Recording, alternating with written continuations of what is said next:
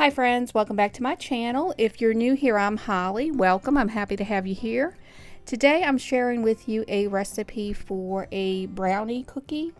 I've made cookies from a cake box before, from a cake mix, but I wanted to try this with the brownie mix. It looked really good, so I decided to try this one. But you will need about 12 chewy caramels, and I'm using the Werther's, and you're just going to unwrap those to put those into the cookie. Some milk chocolate Betty Crocker fudge brownie mix, 2 large eggs, a half a cup of all-purpose flour, 2 teaspoons of baking powder, and a 1/4 cup of cooking oil, vegetable oil or whatever you like to bake with. And that is what we're going to use to make the cookies. So in a mixing bowl, you want to add the brownie mix, then add the flour, the baking powder, and you will just whisk this up. You want to just make sure that all of that is fully incorporated and mixed in well. Add the eggs, the oil, and then you will put this in. You can use a hand mixer or the stand mixer. Just mix this up until the dough will form into a cookie dough. You can see this is real time and it's very quick. So you will get a cookie dough consistency, and that's what it should look like. Now take a cookie sheet and line it with either parchment paper or a silicone baking mat, and you will probably need, unless you have a very large cookie sheet, 2 cookie sheets to do this. Now this will supposed to make 12. I ended up with 11, so it's about 2 tablespoons of dough per cookie,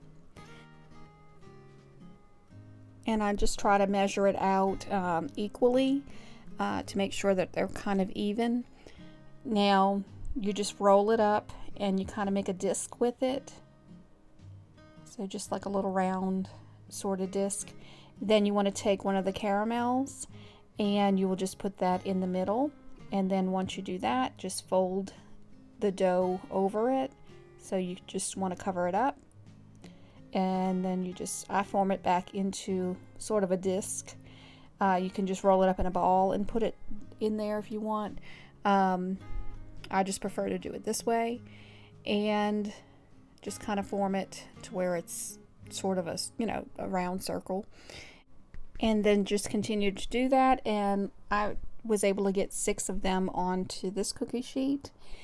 Now they will bake into big cookies, so you want to make sure that they are separated at least 2 inches or so, and you will bake this in the oven on 350 anywhere from 10 to 12 minutes, and I did both batches for 12 minutes. Now the first batch came out sort of thin, and they're, like I said, they're a large cookie, but they came out a little bit thin. I think these were probably a little bit bigger than these.